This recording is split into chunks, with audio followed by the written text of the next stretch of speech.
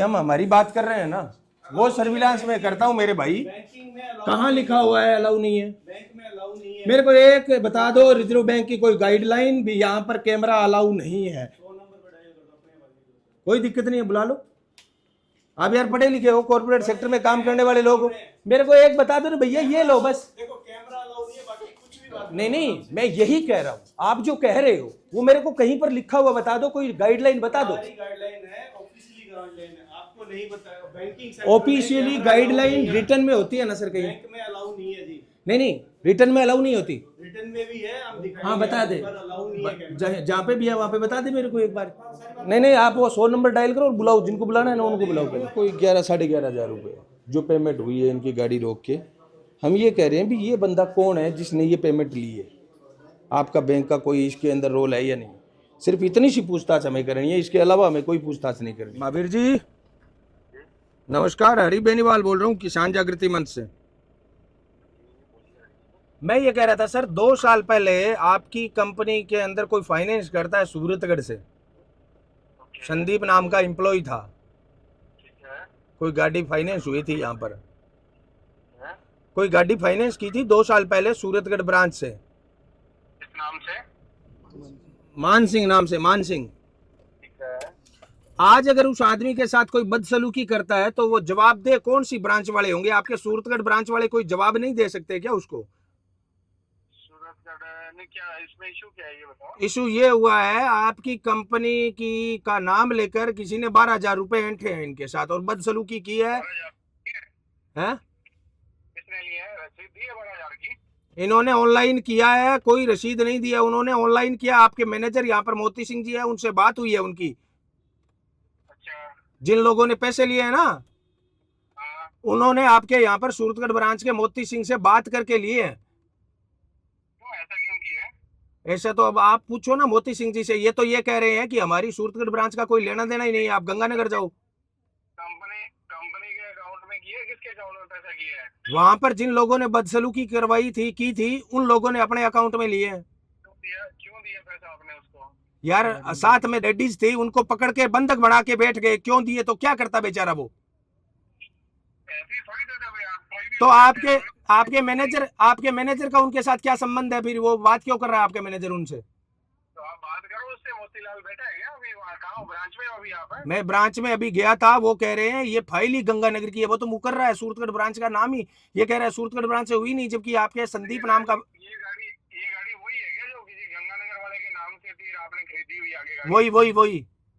अच्छा, तो वो उस पार्टी को बोलो ना जिसके नाम से लोन है, उस पार्टी को बोलो कि भैया तू जा बैंक में जाके बात कर। अरे बैंक में जो बकाया था वो तो भर ही दिया। अरे वो तो भर दिया भाई साहब, आप तो इसमें लाइबल ही नहीं है ना। वो तो गाड़ी तो यार लाइबल पीड़ित तो हम ही है ना, पीड़ित तो हम ही है ना, हमारे साथ बदसलूकी हुई है। भाई साहब पीड़ित तो मान सिंह, समझे नहीं? हमारे साथ किसका है लोन? है मान सिंह का ना। आपके साथ तो मान सिंह का है। आप उस गाड़ी के अंदर जिस आदमी को मारा है तो मान सिंह थोड़ी मर जाएगा। उस आदमी गाड़ी जो चला रहा, आपको अगर मारे तो वहाँ लोकल पुलिस थाना सब कुछ था, क्यों नहीं गए? वो सब कुछ हो रहा है। वो सुनो, वो पुलिस थाने में भी गए हैं, सब कुछ हो रहा है। अब तो इन्वेस्टिगेशन चल रही है। आप हमारे बंदे होंगे, पता नहीं कौन होंगे। ये बात जैसे ही आपको पता चला मामला सीरियस है, आप कह रहे हो हमारे बंदे नहीं है, तो आपका मैनेजर उनसे बात क्यों कर रहा है? कौन है? आपका मोती सिंह है ये मैनेजर सूरतगढ़, उनसे बात क्यों कर रहा है? पता नहीं मेरे को क्या बात हुई है। ठीक है महावीर जी, बस आपसे यही बात करनी थी। हेलो, सुशांत जी बोल रहे हैं? हाँ जी। हरी बेनीवाल बोल रहा हूँ जी, सूरतगढ़ से। रात को आपने कोई एक गाड़ी पकड़ी थी यार, ये सूरतगढ़ गंगानगर से कोई, उसके ये बताओ भी, ये एचडीबी बैंक वाले कह रहे हैं हमारी तो ये रिकवरी एजेंसी है ही नहीं, पूनिया एसोसिएट। हाँ सड़क पूनिया क्यों नहीं है? आपकी फिर ब्रांच में बात हुई, कंफर्मेशन की होगी आपने? मैं बात करता हूँ, लाइन पर हूँ। हाँ लाइन पर रहो, मैं लाइन पे हूँ। से आया था। हेलो। हाँ सुशांत जी। सर चेक करने का टाइम तो दीजिए। कर लो चेक। एक लाइन पे रहो, एक सेकंड। कब लगी थी गाड़ी है? ये कल रात को। एचडीबी? हाँ एचडीबी की। गाड़ी नंबर बोलो। RJ31 CC CC. 1879 है ना? हाँ। आप कौन बात कर रहे हैं? हरी बेनीवाल बोल रहा हूँ जी। कहाँ से? किसान जागृति मंच से। आप कौन रिप्रेजेंट बात कर रहे हो, कोई और बात कर रहे हो? मैं मीडिया से बोल रहा हूँ, एचडीबी ब्रांच में हम गए थे, वो कह रहे हैं हमारे एजेंट नहीं है जिन्होंने आपसे 11,000 रुपये ले लिए, 12,000 ले लिए, वो हमारे एजेंट नहीं है। आप उनके एचडीबी के एजेंट हो या नहीं हो, ये पूछ रहा हूँ मैं आपसे। अच्छा, हाँ एक नंबर नोट डाउन करो सर, ये ना वो चेक करके बता देंगे। मेरे टीम लीडर है, सीनियर है, 9246। क्या नाम है उनका? गगनदीप, गगनदीप।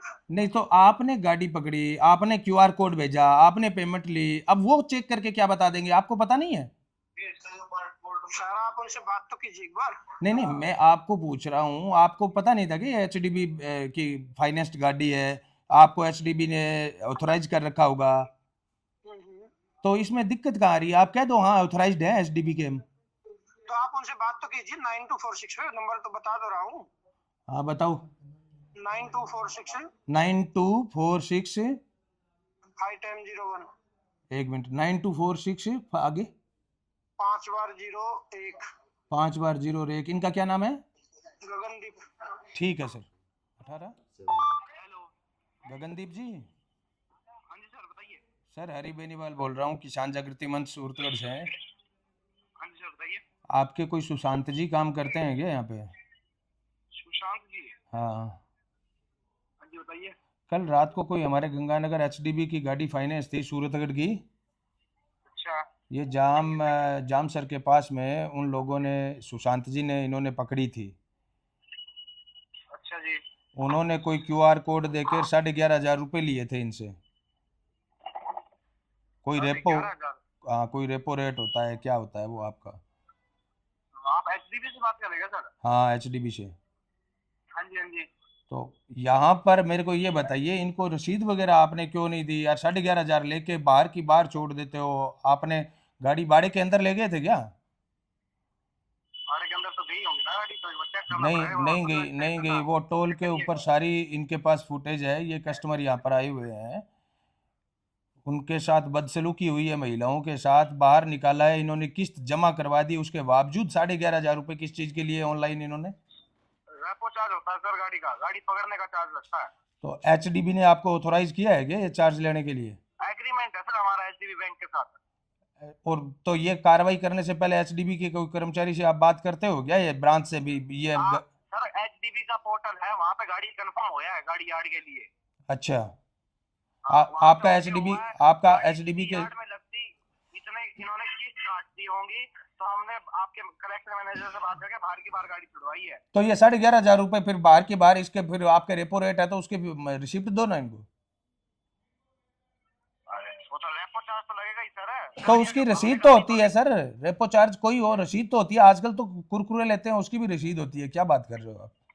रेपो चार्ज किस चीज की रसीद मांगेगा साहब, बताइए तो। तो चार्ज किस चीज का है फिर? चार्ज की रसीद नहीं हो सकती? ऐसा कौन सा चार्ज होता है? ऐसा कौन सा चार्ज है जिसकी कोई रसीद नहीं होती है? 7 बजे रखी गाड़ी को और 9 बजे तक वहाँ पे इतना परेशान किया लोग। चलो ठीक है, कोई अगर किस्त नहीं भरता है और इन्होंने रिकवरी एजेंट लगा रखे हैं, वैसे तो सुप्रीम कोर्ट की गाइडलाइन यही है, हार्ड रिकवरी बंद है भी। आप कोर्ट के अंदर जा सकते हैं या फिर आप कानूनी कार्रवाई कर सकते हैं। किसी पैसेंजर को चलते हुए आप इस प्रकार से नहीं उतार सकते। लेकिन फिर भी मैं ये कहता हूँ कि आपकी गाइडलाइन में अगर ऐसा है तो करो, लेकिन इनसे वहाँ पर 12,000 रुपये एंट लिए जाते हैं जब इनकी किस्त भर दी जाती है उसके बाद में भी, और उनकी कोई रसीद नहीं देती है। तो ठीक है कि ऑनलाइन ट्रांजैक्शन था इसलिए इनके पास रिकॉर्ड है। यहाँ के जो मैनेजर थे वो मैनेजर फ़ोन नहीं उठाते हैं, और जब सुबह आके ये हिसाब मांगते हैं भी ये 12,000 रुपये कहाँ गए हैं हमारे, तब वो कोई कहते हैं कौन सा का वो रिकवरी की है, हमें इससे कोई लेना देना नहीं है। और आप नहीं, वो कोई चार्ज नाम बोला उस चार्ज का। रेपो चार्ज आपके कह रहे हैं रेपो चार्ज कोई है। देखो रेपो दर जरूर हमने सुनी थी, रेपो चार्ज मैंने आज तक नहीं सुना। ये कह रहे हैं कि उनके रिकवरी वालों के है, तो रिकवरी वालों की जब किस्त भर दी, रिकवरी वाले गाड़ी को कहीं लेके ही नहीं गए, उन्होंने तो गुंडों की तरह आए, रोके, मारपीट की, और उसके बाद में उन्होंने पैसे ऐंठे और चल बने। इनकी बिहाफ पर, एचडीबी बैंक की इनकी बिहाफ पर वो लोग वसूली करके चले जाते हैं। अब ये कहा जाता है भी आपकी बैंक के इस प्रकार से कर्मचारी अगर फ़ोन नहीं उठाते हैं और उसके बाद में ये कहते हैं कि ये 11,500-12,000 रुपये जो आपके लगे हैं वो रिकवरी वाले जाने और आप जानो, तो आपने आपकी बैंक की लिस्ट उन रिकवरी गुंडों को क्यों सौंप रखी है? फिर उन गुंडों को अगर आपने वो रिकवरी लिस्ट सौंप रखी है, तो फिर इस 11,500-12 हज़ार रुपए का लेन देन तो आपके भी आप पर ही हुआ है। ये आपको या तो किस्त इस गाड़ी की उसके अंदर एडजस्ट करने चाहिए, या फिर इनको ये पैसे 11,500 हज़ार रुपए वो लौटाने चाहिए। उल्टा मैं तो यहाँ तक कहता हूँ कि इनको गाड़ी में बीच में रोक कर मारपीट करना, चाबी छीनना, गाली गलौज करना, ये सारा काम जब उन लोगों ने किया है तो उन पर मुकदमा दर्ज होना चाहिए। उल्टा चोर कोतवाल को डांटे, ये हालात यहाँ पर हो रखे हैं। मैंने पहले भी बताया था किस प्रकार से एनबीएफसी कंपनियां, ये फाइनेंस कंपनियां आपके हक और अधिकार पर कुठाराघात करती है। ये बहुत बार मैंने पहले इससे बताया है। ये एक ताज़ा उदाहरण सूरतगढ़ के इस एचडीबी दुकान का आपके सामने है। गंगानगर हनुमानगढ़ में इस प्रकार के बहुत सारे उदाहरण होंगे। जब भी हम कोई वीडियो अपलोड करते हैं तो उसके बाद में सैकड़ों उदाहरण हमारे पास आते हैं। हमारे मैसेज पर, व्हाट्सएप पर इस प्रकार की रिक्वायरमेंट आती है कि भाई जी मारे सागे भी यहाँ हुए हो, मारे सागे भी यहाँ हुए हो, मारे सागे भी यहाँ हुए हो। और ये इसलिए होता है, अभी अंदर जिसकी रिकॉर्डिंग है हमारे पास, अंदर गए तो ये अपने आप को आईपीएस आईएएस सोचने वाले लोग कहते हैं अंदर कैमरा अलाउ नहीं है। अरे कौन सी गाइडलाइन में लिखा हुआ है कैमरा अलाउ नहीं है? अपनी दुकानदारी, अपने नियम। भारत का कानून आपकी दुकान पर भी लागू होता है। आप नहीं तालिबान में नहीं बैठे हो, भारत में बैठे हो, तो भारत के कानून के हिसाब से बिजनेस करना पड़ेगा आपको। और ये जो लोग कह रहे हैं कि हमारे कैमरा अलाउ नहीं है, इसी दुकान के अंदर कैमरा अलाउ भी होगा और इनकी करतूत इस दुकान के अंदर खोली जाएगी। ये अभी जो कह रहे थे कि 108 पे हम कोई वो कर रहे हैं, 100 नंबर पे डायल कर रहे हैं, मैंने कहा पहले तो आपके जो गुंडे हैं उनको बुला लो और उसके बाद में हमारे जो जागरूक नागरिक है वो आपकी इस दुकान की पोल खोलने का काम करेंगे। और ये चीज़ कोई एक आदमी के साथ नहीं हो रही है, कोई इनके साथ अकेले के साथ नहीं हो रही है। पहले तो ये बताइए वहाँ पर जो घटनाक्रम हुआ उसके अंदर आपको आपकी गाड़ी में कौन कौन थे आप, और वो कितने लोग थे, क्या क्या आपको बोला गया, वहाँ का घटनाक्रम बताइए। उसमें 3 तो लेडीजें थी, उसमें 2 जेंट्स थे।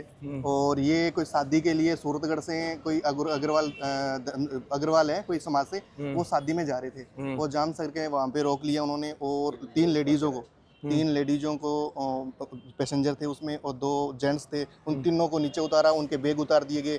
उनसे फोन था हमारे जीजा जी, उनका फोन भी उन्होंने छीन लिया। 2.5 घंटे तक कोई फुटेज है उनके पास हो सकता है कि उनके पास फुटेज का पता नहीं है। ऊपर वो टोल नाके के नियर बाई थे, हो सकता है टोल नाके के अंदर पूरे रिकॉर्ड। अच्छा, टोल नाके के आसपास के बिल्कुल घटना है। और उन्होंने यहाँ तक रख दिया कि वो कोई है पता नहीं तीसरा बंदा, घुमा फिरा के ये बोलते हैं कि अगर आप यहाँ पे पैसे नहीं देंगे 12,000 तो हम पुलिस वालों को फोन कर देते हैं। मेरे पास ये सबसे बड़ी, एक मिनट रोकना चाहूंगा, इनकी रिकवरी गुंडों वालों की सबसे बड़ी जो करतूत है वो देखिए। ये इकट्ठे रोकते हैं गाड़ी को, आपको परेशान करते हैं, गाड़ी गलौज करते हैं, और जो भी आपकी 10-12 हज़ार रुपए की वसूली होती है वो वसूली करने के बाद में ये कहते हैं चले जाओ।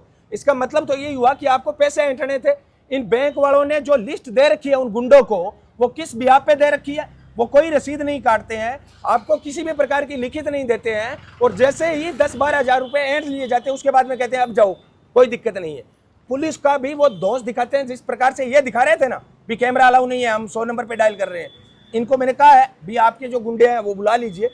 मेरा कहने का मतलब ये है साथियों, आज के ज़माने में अगर हम छोटे से छोटा सामान भी खरीदते हैं तो रिसिप्ट मांगते हैं कि भाई 500 रुपये का ही अगर कोई सामान खरीदते हैं तो रसीद दीजिए। ये कहते हैं वो 12,000 रुपये ले रहे हैं, कोई रसीद नहीं दे रहे हैं। वो तो ठीक है कि इन्होंने ऑनलाइन ट्रांजैक्शन किया है तो उसका कोई रिकॉर्ड, अगर नगद दे देते तो मानते ही नहीं कि हमें पैसे दिए।